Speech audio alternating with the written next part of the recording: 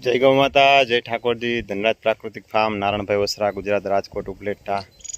આજ આપણું ઘન જીવામૃત તૈયાર થઈ ગયું છે અને હવે કાલે અથવા પરમ દિવસે બેગ પેકેજિંગ એટલે કેટલું થાય એ વસ્તુ આપણે જોવાની છે. તો ચાલો કેટલા ઢગલા થયા એ તમને બતાવું.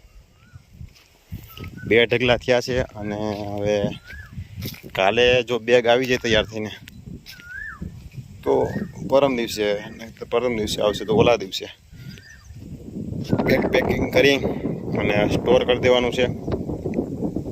આપણે યુઝ કરવાનું છે એ મૂકી દેવાનું છે અને જે બીજું કસ્ટમરને આપણે પ્રોવાઈડ કરવાનું છે એ કસ્ટમરને આપણે મોકલાવી આપશું. એકદમ સરસ મજાનું તમે જોઈ શકતા હશો. અને અત્યારે કોઈ પણ પ્રકારનું એવું છે નહીં કે જે આમાંથી હાનિકારક ગેસ, ફંગસ કે એવું કોઈ પણ પ્રકારનું ઉત્પન્ન થાય. એટલે સારામાં સારા રિઝલ્ટો ગયા વર્ષે આપણે મળેલા અને જે કસ્ટમરો લઈ ગયેલા એની જ પાછી રિક્વાયરમેન્ટ છે. એટલે એક વસ્તુ એ ફાઇનલ છે કે રિઝલ્ટ મળેલા છે. તો ચાલો કેવી રીતે તૈયાર કર્યું એ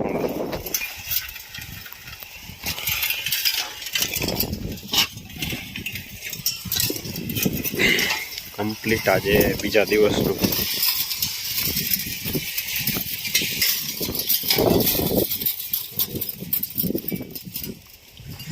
એક ઢગલો ચરાઈને કમ્પ્લીટ થઈ ગયો છે અને આજનો એની બધી તૈયાર થઈ છે.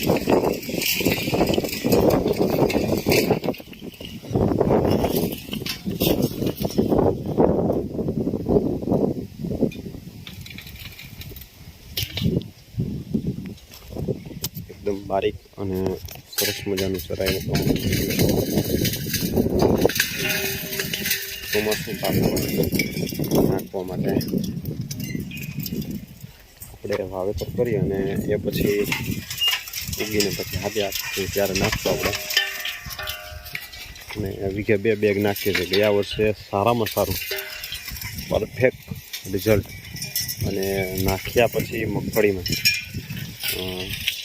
લગભગ 4 કે 5 દિવસમાં ખૂબ સરસ મજાનું રિઝલ્ટ આવ્યું હતું.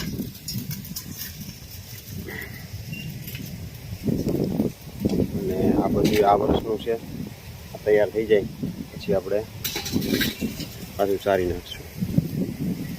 અત્યારે આ છે ખાતર જ છે. આમ તો પાછું આપણે આને કમ્પોસ્ટ થવા માટે મૂકી દઈશું અને કોઈ ઢેફા અને આ તે બધું રહી ગયું હોય એ બધું પાછું પ્રોસેસમાં જવા દઈશું અને કમ્પ્લીટ રેગ્યુલર પલાળશું એટલે એકદમ સુંદર થઈ જાય.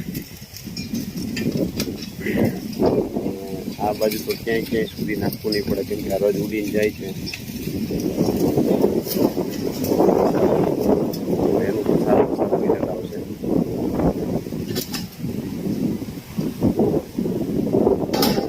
હવે કેટલી બેગ ભરાય ઘણી વખત ઘણા લોકો હોય કે મોંઘું છે ને આ તે લગભગ એમ માનો કે 20 થી 25 ટ્રેક્ટર જેવું હતું. એમાંથી આમ અત્યારે જોઈ તો લગભગ 3 થી 4 ટ્રેક્ટર જેવું જો દિવસ છે. 50 કિલોની બેગમાં જ્યારે આ ભરાય કમ્પોસ્ટ થયેલું એ જ આપણે જે અત્યારે આ પોઝિશનમાં છે આ વધીને 20 કિલો માંડ ભરી શકીએ. કેમ કે આ જે કોરું હોય કમ્પોસ્ટ નથી હોય એ બધી હોય એટલે આ એકદમ કમ્પોસ્ટ થઈ ગયેલું છે અને જે બધું હાનિકારક હોય બધું નીકળી ગયું છે અને એકદમ સરસ મજાનું થઈ ગયું છે. જો આને ગોળી સ્વરૂપમાં ફેરવવું હોય તો પણ આપણે એને મશીનમાં લઈ જઈને દાણા બનાવવા પડે, પણ આપણે એમને છૂટું નાખી દીધું વાંધો નહીં. આ રીતે બધું ખૂબ મહેનત પડે પણ આ રીતે કામ કરીએ છીએ. તમે જોઈ શકતા હશો. જોઈ કેટલું પેકેજિંગ થાય.